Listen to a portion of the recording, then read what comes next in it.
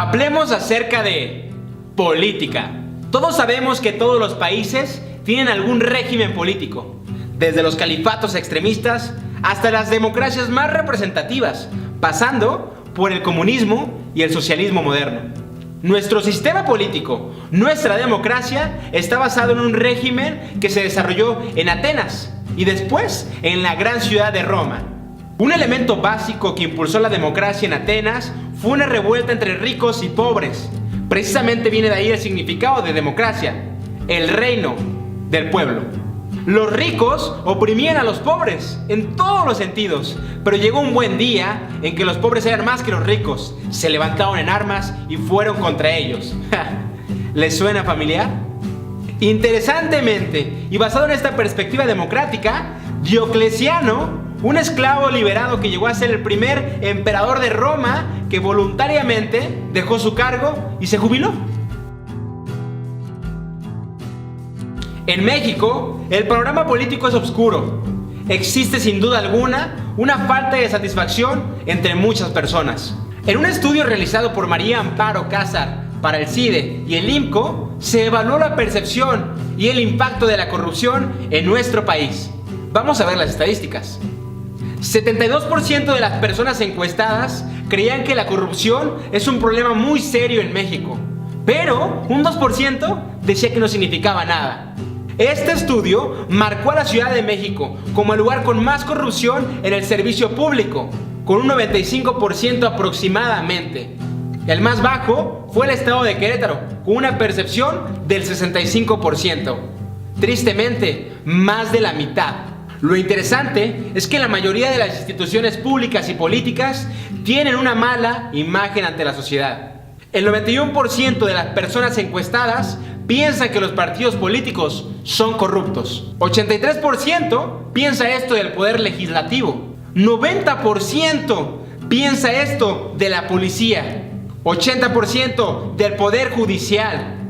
Y 87% de los funcionarios públicos en general. En una encuesta realizada a 22 países sobre índices de corrupción, México obtuvo el segundo lugar, solo por debajo de Rusia, y en último lugar, Suiza.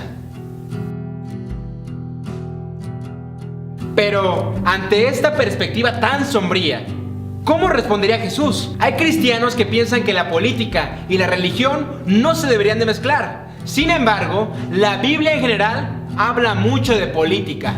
En el libro The Politics of Jesus, escrito por John Howard, se analiza la perspectiva política de Jesús.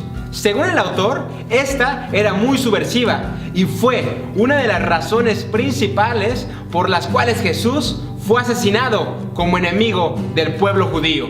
En el Evangelio de Mateo, escrito en la Biblia, Jesús afirma que la política y la religión sí pueden ser compatibles, cada una en su propia esfera. De hecho, de ahí sale la famosísima frase que tal vez tú has escuchado.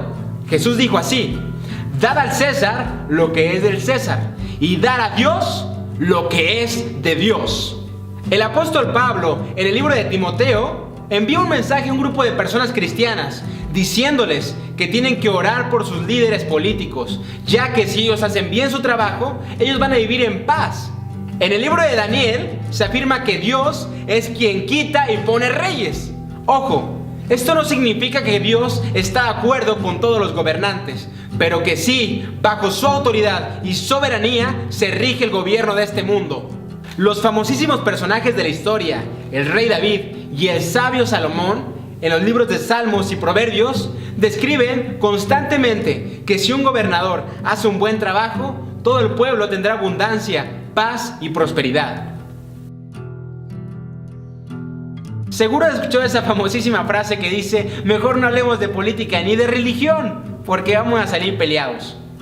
Pero déjame decirte que la política va más allá de hablar. La política va más allá de exponer ideas o conceptos. La política va más allá de ejercicios de oratoria. Damas y caballeros, política es manos a la obra. Es trabajo duro. ¿Qué estoy tratando de decir? Que si eres un ciudadano de un país democrático, bajo tu responsabilidad está el deber de mejorar ese país. ¿Y cómo? Sí, reclamando justicia social. Por supuesto clamando por los derechos que tenemos como ciudadanos. Pero déjame decirte algo, no solamente tenemos que resumirnos a reclamar y a lanzar la culpa a quienes nos rodean, a quien está dirigiéndonos allá arriba o acá abajo. También tenemos que poner manos a la obra. Y si vemos necesidades de cualquier tipo, en la educación, en la salud, en la comida, por supuesto que podemos reclamar a quienes deberían estar mejorando esas necesidades. Pero también tenemos el deber y la responsabilidad de poder mejorar eso, de poder satisfacer esas necesidades. Si sabes que la educación es muy mala, comienza a dar asesorías a un par de niños de kinder. Si sabes que el servicio público es muy malo, comienza a prestar horas de voluntariado en alguna casa hogar o empezar a servir a homeless en las calles, darles de comida.